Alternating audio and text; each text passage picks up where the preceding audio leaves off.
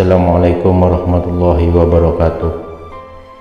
Bismillahirrahmanirrahim. Innal hamdalillah nahmaduhu wa nasta'inuhu wa nastaghfiruh wa na'udzu billahi min syururi anfusina wa min sayyiati a'malina. May yahdihillahu fala mudilla lahu wa man yudlil fala hadiyalah. Asyhadu an la ilaha illallah wa asyhadu anna Muhammadan abduhu wa rasuluh. Salam jumpa kembali Sobat Jalalah TV. Semoga sobat sekalian selalu dalam keadaan sehat dan selalu dalam bahagia. Semoga Allah Subhanahu wa ta'ala selalu memberikan rezeki yang berlimpah kepada sobat semua.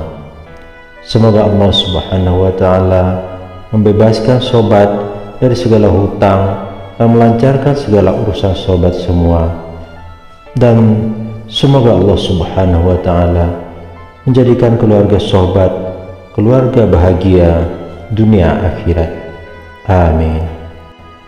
Sobat Jalalah TV yang dirahmati Allah, sebelum lanjut, mari dukung channel ini dengan cara menekan like, subscribe, dan lonceng yang ada di bawah video ini. Bagi yang sudah subscribe, saya ucapkan terima kasih. Kadang-kadang tanpa disadari, banyak manusia yang menganggap Tuhan itu lebih dari satu. Bahkan ada manusia yang malah menganggap suatu benda ataupun suatu tempat merupakan sumber kekuatan atau sumber rezeki. Dalam Al-Quran, perbuatan seperti ini disebut dengan musyrik.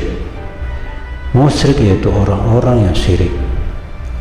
Syirik dapat diartikan dengan mempersekutukan Allah dengan menjadikan sesuatu objek pemujaan atau tempat menggantungkan harapan.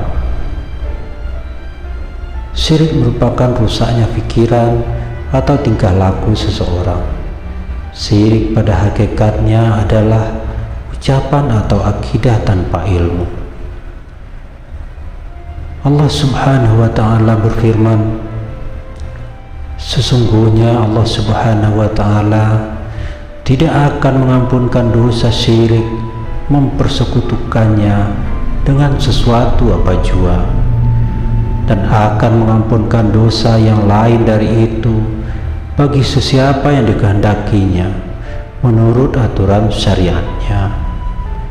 Dan sesiapa yang mempersekutukan Allah Subhanahu wa ta'ala dengan sesuatu yang lain, maka sesungguhnya ia telah melakukan dosa yang besar.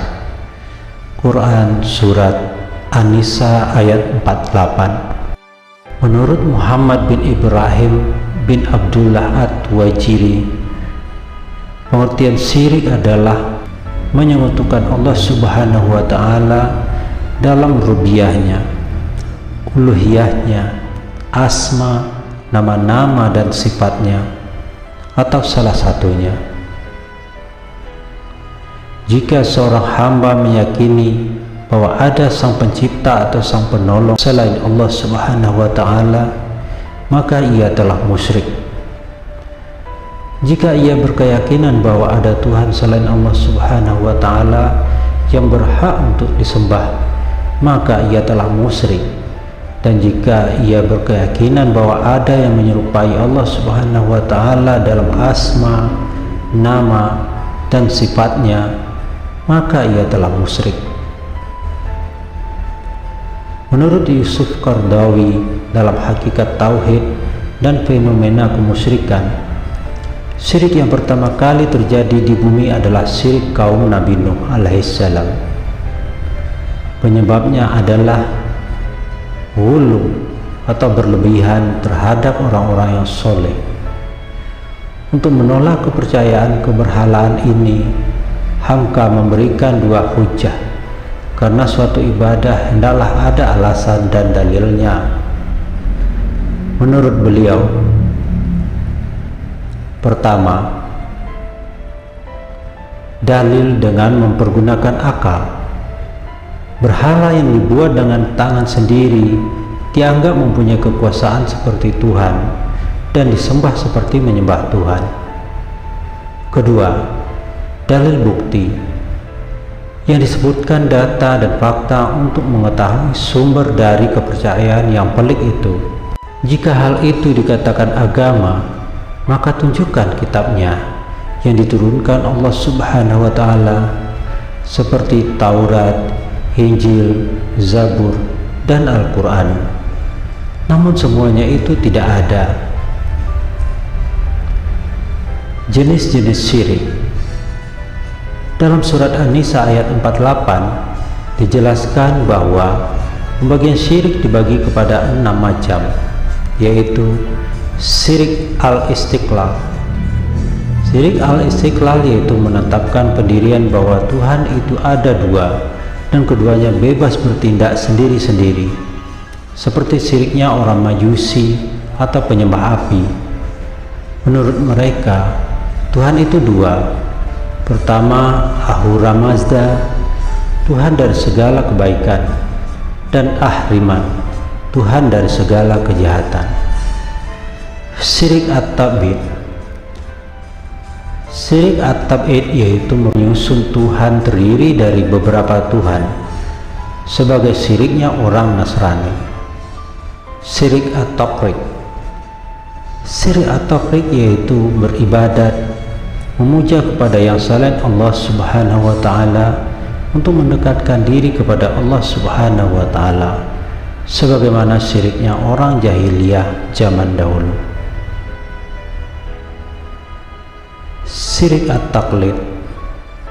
Syirik at-taqlid yaitu memuja, beribadat kepada yang selain Allah Subhanahu wa Ta'ala karena taklid, turut-turutan kepada orang lain. Syirik al-asbab. Syirik al-asbab yaitu menyandarkan pengaruh kepada sebab-sebab yang biasa, sebagaimana syiriknya orang-orang ahli filsafat dan penganut paham naturalis.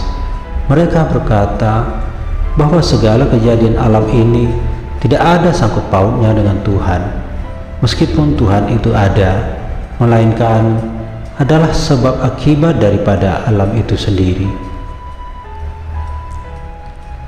Syirik al-aghrad. Syirik al-aghrad yaitu beramal bukan karena Allah Subhanahu wa Ta'ala. Barang siapa yang berkata bahwa sebab-sebab yang biasa itulah yang memberi bekas menurut tabiatnya, tidak ada sangkut pautnya dengan Allah Subhanahu wa Ta'ala, kafirlah hukumnya. Dan barang siapa yang berkata bahwa alam itu memberi bekas karena Tuhan Allah Subhanahu wa Ta'ala telah memberikan kekuatan atasnya, orang itu fasik. Secara kualitas, syirik dapat dibagi dua: syirik besar, al-syirk al-akbar. Syirik besar yaitu meyakini adanya Tuhan selain Allah Subhanahu wa Ta'ala.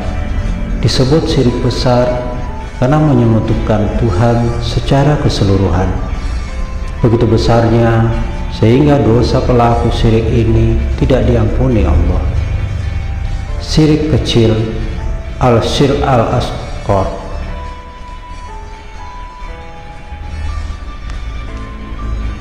Syirik kecil yaitu melakukan sembahan bukan karena Allah Subhanahu wa Ta'ala, tetapi karena manusia.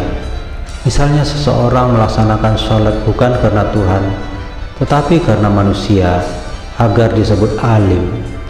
Dalam Islam, syirik bentuk ini disebut juga dengan riya. Disebut syirik kecil karena menyekutukan Tuhan hanya dalam ibadah. Syirik akan tetap terjadi di tengah-tengah umat manusia, misalnya sihir, menyembah kuburan, tahayur, yang berarti adalah menganggap mendapati kesialan karena hewan, seseorang, atau suatu tempat, dan itu termasuk syirik karena pelakunya bergantung pada selain Allah Subhanahu wa Ta'ala dengan keyakinan mendapat bahaya dari makhluk yang tidak mempunyai manfaat atau mudarat untuk dirinya sendiri. Padahal Allah Subhanahu wa Ta'ala sudah menetapkan segala sesuatu, termasuk keberuntungan dan kesialan, untuk menimpa siapa saja yang dikehendakinya. Allah Subhanahu wa Ta'ala akan menimpakan sebuah kesialan dan keberuntungan kepada setiap orang disesuaikan dengan amal ibadahnya, atau memang Allah Subhanahu wa Ta'ala hendak menguji orang tersebut. Sobat Jalalah TV, mudah-mudahan kita semua selalu dalam lindungan Allah Subhanahu wa Ta'ala. Semoga Allah Subhanahu wa Ta'ala memanjangkan umur kita untuk bisa selalu menyembah kepadanya, bekal hidup kita untuk menuju akhirat kelak. Amin. Demikianlah pertemuan kita kali ini. Tiada manusia yang tidak khilaf. Banyak maaf.